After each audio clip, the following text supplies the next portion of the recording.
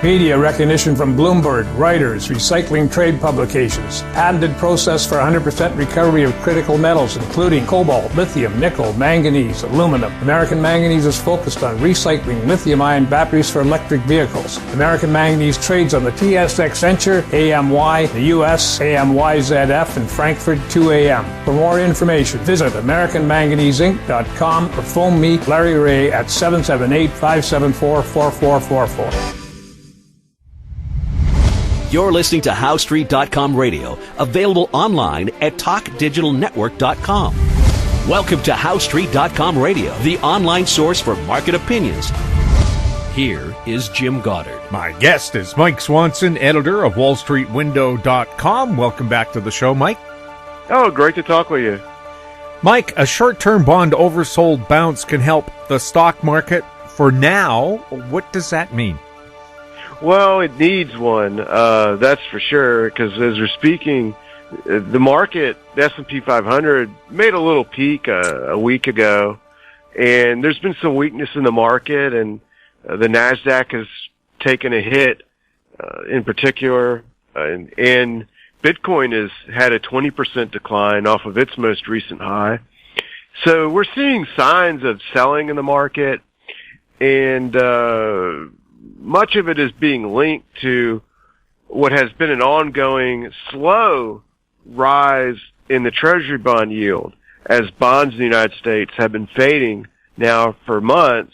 The yields have been going up for months, but everyone has basically been ignoring that until now, and it's starting to cause some jitters in the market. However, a good thing the market kind of has going for it in the very short term is that the Treasury bond ETFs, such as TLT, are very oversold now on the daily charts. The RSI has gone below 30, so they should bounce or hold up here for a little bit, and that would help the market stabilize, I think, after some of the heavy selling we're seeing. However, this is just short-term action that I'm suggesting could happen, and in the long run, I think we're actually just starting to see the start of problems that are only beginning in the bond market because the TLT bond, which is the 10-year Treasury bond, it's well below its 150 and 200-day moving averages.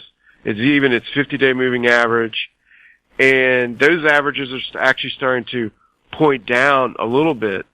So even though it's oversold and it could bounce, it's really deep in a bear market now, or just starting one. And so an oversold or a bounce should be taken as a temporary move. And if people have bonds and they don't like the losses their bond funds are giving them this year, that would be a time to get out on any bounce, basically. And we saw this sort of condition with the dollar. The U.S. dollar index last year in July slid off the table, and it had its biggest drop in a single month in, I think, since the 1980s. And it got so oversold because of that it did bounce for about 2 months.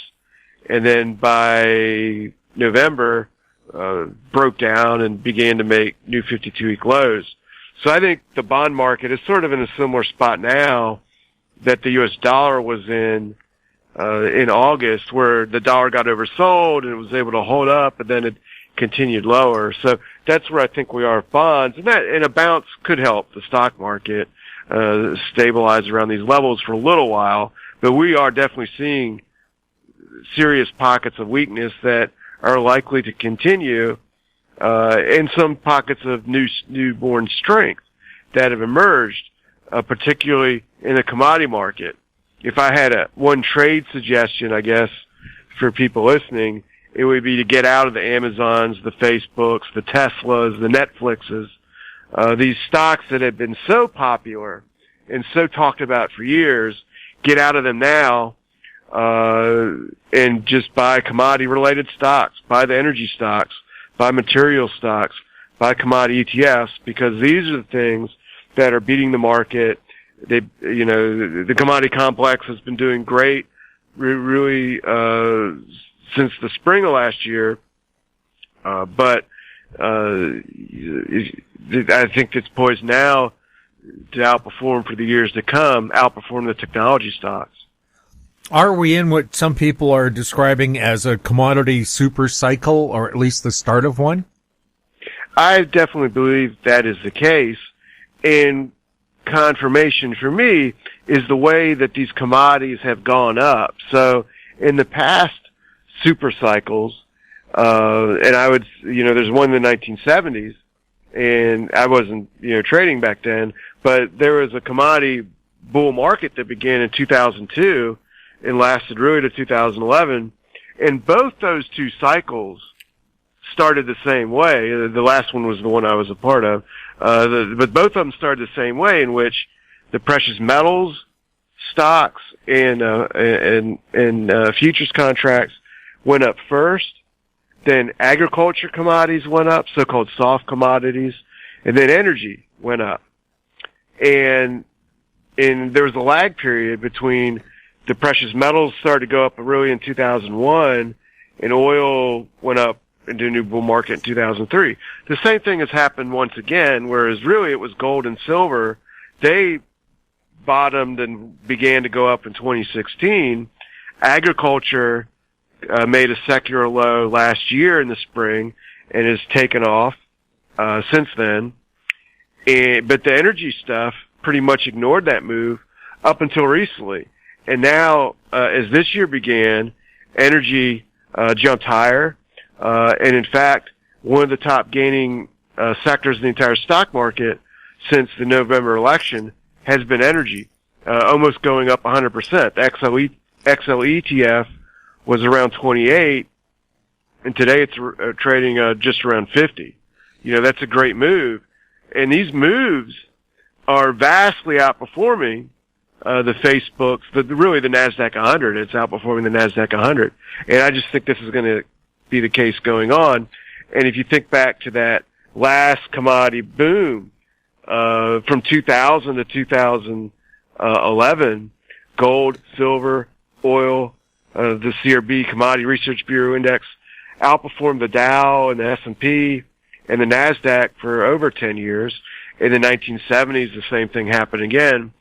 And the fascinating thing right now that's been going on this year, which is something I'd never seen in my years of trading, was that while the yields were going up and we're seeing the effect that can have on stocks, that in the past, during my career as a trader, when the yields would go up, energy would take a hit, and so would real estate, REITs, because what would happen is people that buy REITs and energy stocks for the dividends, they'd say, well, okay, the yields are going up on bonds, I'm going to buy bonds instead. Or they see the yields go up and say the Fed's going to raise rates and take action to stop inflation, and so I need to get out of energy before all these other things are down the road and so forth. Well, this really hasn't been happening. In fact, this year, except for today, which is a really bad day in particular for the stock market, but up until now, REITs were going up, even when the stock market was going down and the yields were going up. And you gotta go, which is something I've never seen before. But it has happened before. And this is a big lesson for all of us. It has happened before. And when it happened was the 1970s, when yields went up, REITs took off and did great. REITs were great investments that decade.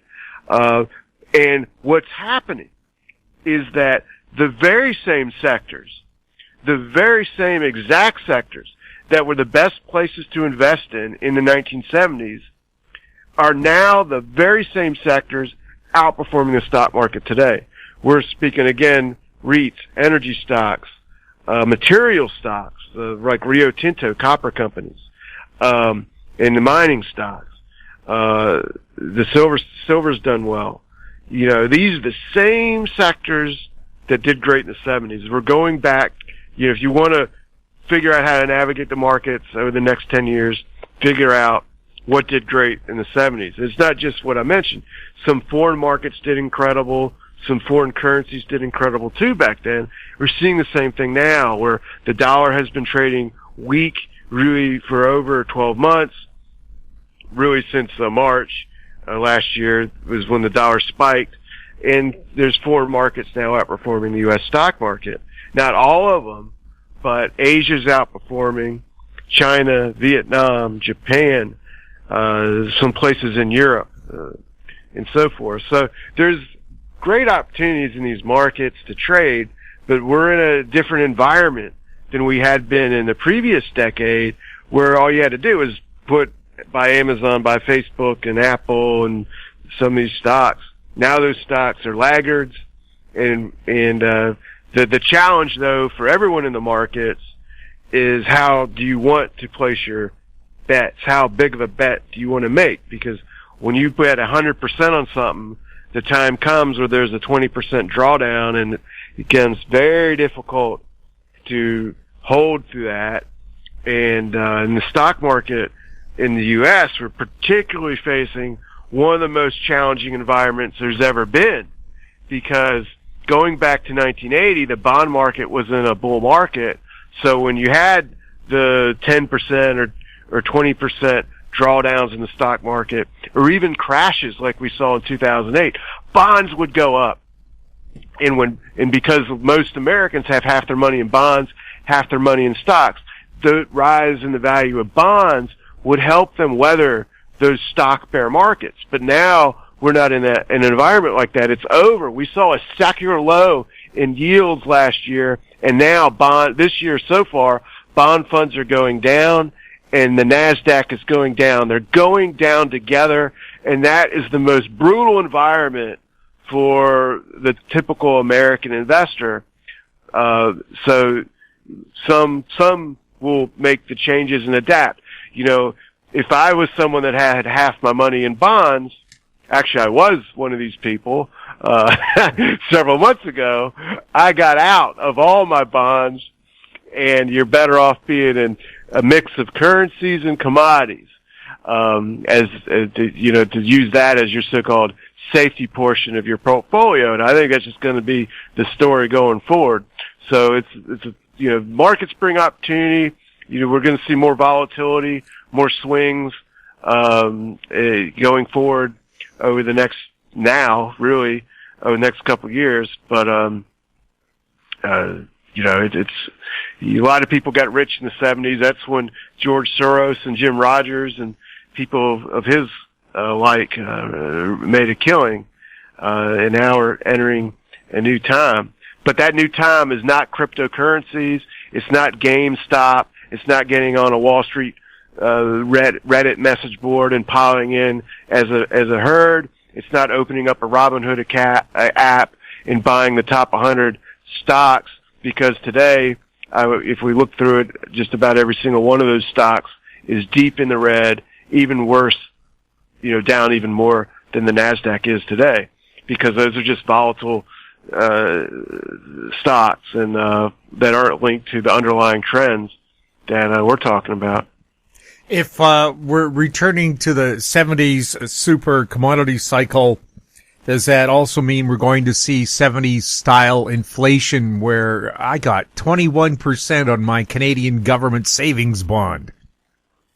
Well, not immediately, but that will be how it ends, because the reason why it won't happen immediately is with the Federal Reserve in the U.S. government, it can't afford higher yields. I saw someone wrote an article saying that if the yield went up 1% on these treasury bonds from here, it would mean an extra $2 trillion of interest payments a year. And the government, can't afford that. So you could have basically a default on the debt, a complete collapse of the bond market. So what the Fed is going to be forced to do at some point, and Jerome Powell has actually stated this multiple times, that he's prepared to do this if necessary, and that's a policy called yield control. That's where the Fed would create money out of thin air and buy bonds from the Treasury Department directly at all yield durations, including these long-term bonds.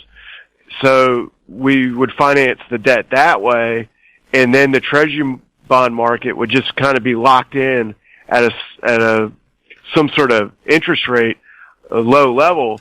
But an effect of that, if they get to that, once they get to that policy, and I'm not sure when they're going to do it, my guess is when the stock market has a panic correction of a 20% decline off the high, like we saw in 2018. Back then, Powell was trying to raise rates, and then when the market fell 20%, he came out and had to repudiate his policy, and then he stopped raising rates from then on, and then the next move was what happened last March when they started quantitative easing all over again. So when we have the 20% decline in the stock market or a panic decline, maybe it's 15%, maybe it's 30%, but some sort of decline, and it does appear like we're headed that way now with the current action in the markets. I don't know how long it'll play out, but the consequences of yield control will be locking in the bond market, freezing it up, the Treasury bond market at least, and that'll cause the U.S. dollar to decline in value because foreign creditors will suffer, and that will spark even more inflation than what it appears we're already heading for, thanks to, the so-called opening up of the economy and the secular bottoms made in oil and all these other commodities.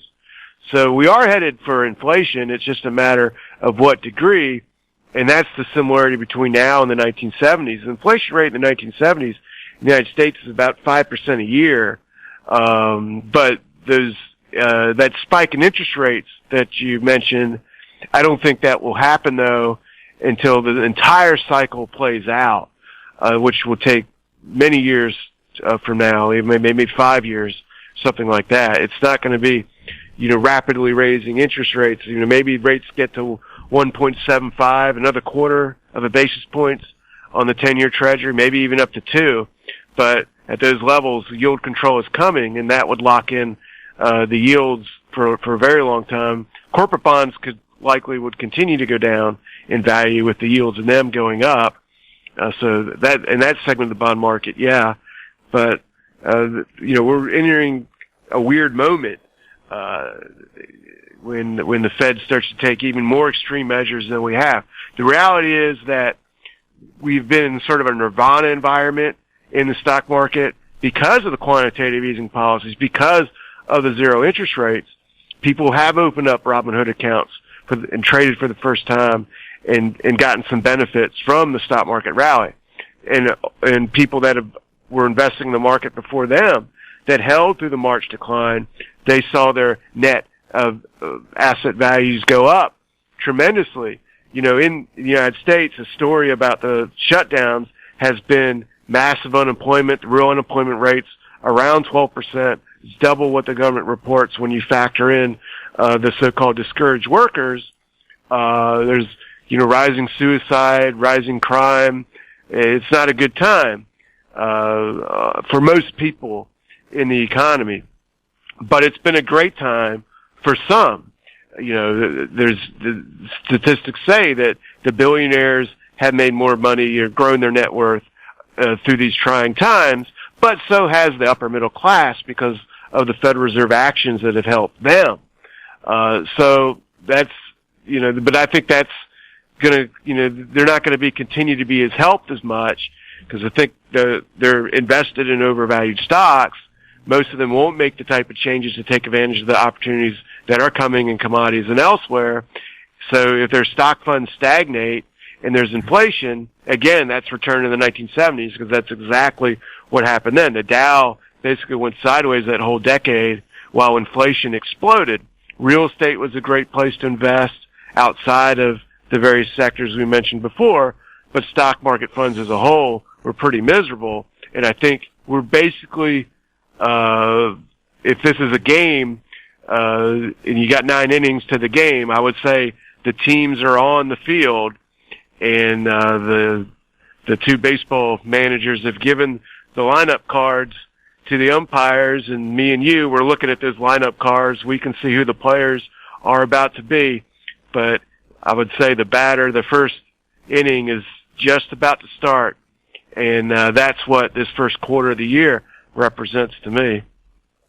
Well, if we're returning to the 70s, I wonder if fashion will follow, which would mean platform shoes, baggy plaid pants, ultra-wide ties and lapels, and for women, shiny makeup. Well, it could. I mean, I do think people want, after these shutdowns and the virus and everything, people do want to party, I do believe, and they're getting ready to once they get their shots or the virus fades away enough that enough people, don't worry about it anymore, that we do go back somewhat to the way things are. I think everyone's ready to party one way or the other.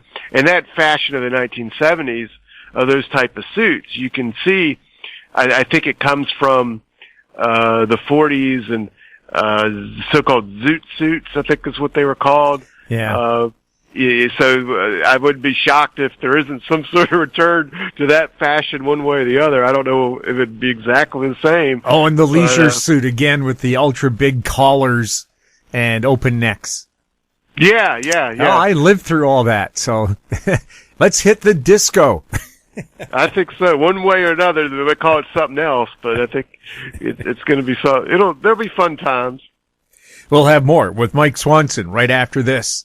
Avon Resources Limited is a gold exploration company with significant projects in British Columbia and the Yukon. Trading on the TSX Venture Exchange, symbol ABN, and the OTCQB, symbol ABNAF. Surrounded by world-class gold deposits and mines, Avon's 23,000 hectares Forest Kerr Gold Project is located in the heart of the Golden Triangle in northwestern BC. For more information, visit us at avonresources.com. Welcome back. We're speaking with Mike Swanson. Mike, what do you expect to happen with gold and the other precious metals like platinum and palladium? Well, I think they're going to do great over the next couple of years, and they have done well. Really, since 2016, since 2018, I should say, gold has fallen less than the stock market when the stock market's had corrections, and then gone up more. So it's actually trading less volatile than the S&P 500. It's a better investment. However, since August, gold has traded down a little bit, as these yields have gone up. Silver's held in there and done well, and the platinum and copper have done great. So I think gold is consolidating, working off the big gains it made from March to July. It went from 1450 to 2100. So I think we're in a long drawn out consolidation that's going to end in the next couple of months, I would say. But we could go a little lower, maybe to 1750 or even 1700, because we're in a overall market correction, and it could spill over to gold for a little bit. But I wouldn't be concerned about it, because once we do get that yield control policy, gold's just going to completely explode and go even crazier than probably I've ever seen. And I've been in trading it off and on since 2002. So, and silver, of course, will do great.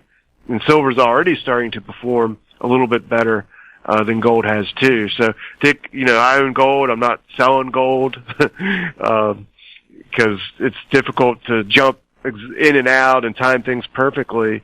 But I wouldn't want to be 100% invested in it, because if I was and it went down to 1700, I'd get all scared. But if I got, less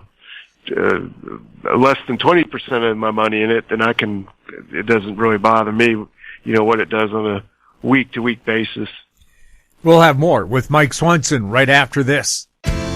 Engineer Gold Mines is focused on the exploration and development of the historic high-grade Engineer Gold Mine situated 32 kilometers southwest of Atlin, British Columbia. Engineer Gold Mines is fully permitted for surface and underground exploration with the drill program now underway. Engineer Gold Mines Limited trades on the TSX Venture Exchange, symbol EAU. For more information, please visit us at engineergoldmines.com. Don't miss out. Stay informed. Receive the HowStreet.com weekly recap with thought-provoking podcasts, radio, and articles delivered to your inbox. Sign up for the HowStreet.com weekly recap on our homepage at HowStreet.com. Welcome back. We're speaking with Mike Swanson. Mike, you like to keep watch on the so-called Robin Hooders and their top 100. Are they setting themselves up for disaster? Oh, I certainly believe so. And it's getting more frantic than it was before. They're making the news, these stocks. But today, I'm looking at the top 10, and AMC's number 3, and Sundial Growers is after that. And both those stocks, the charts, they went up straight up in the sky, and then these two stocks appeared in the top 10 list, and now, the stocks are way off the levels they were. They're down both over 50%. So the Robinhood people tend to just chase things. But I'm actually more concerned about the top 2 stocks on the list because people got more money in them. And number 1 is Apple, and number 2 is Tesla. And Apple is lagging the stock market, and it's not just Robinhood people in it, but almost all Americans own that stock. And Tesla's another one that so many people own. And I think Tesla's time in the sun is over. In fact, I actually personally tried to short sell Tesla today. I tried to put in an order to bet against it. I'm not doing that with Apple. I'm not doing that with AMC or Sundial, but I did with Tesla. And I looked at it, and they only have a 6% shares outstanding that are short, and the stock is rolling over. It's down 5% at the moment. Just for today, it's starting to lag the stock market. And the other week, Elon Musk said, "Oh, I'm going to let Tesla take Bitcoin," and he had bought Bitcoin before he said that, and so did Tesla. And that looks like a very suspicious attempt to try to goose his balance sheet by manipulating Bitcoin prices. So and after that announcement just recently, he's had to shut down an entire line of production on his cars, and he's got competition from GM and all these other car manufacturing companies. So I think that's a really troubled company, and it's number 2 on the list. AMC is in danger of going bankrupt, and these are the type of stocks at the top of the list. But it's dominated by momentum stocks that look like they topped out at some point in the past 6 weeks. There's only a sprinkling of energy stocks on here. Maybe 5 out of the top 100, and there's hardly any mining stocks. So these people are just so heavily weighted into fad stocks, or what I think were the previous big winners in the NASDAQ 100, which are now laggards. So they're in the stuff you don't want to be in when I look at the list. Mike, thank you so much for chatting with us. Thank you. Great talking with you. My guest has been Mike Swanson, editor of WallStreetWindow.com. If you have any questions for Mike or any of our other guests, you can send them to info@HowStreet.com. Our YouTube channel is Talk Digital Network. Find us on Twitter @HowStreet. We're also on Facebook. I'm Jim Goddard. Thank you for listening. Comments made on HowStreet.com radio are an expression of opinion only and should not be construed in any matter whatsoever as recommendations to buy or sell any financial instrument at any time. Available online at TalkDigitalNetwork.com. HowStreet.com radio is a production of HowStreet Media Incorporated.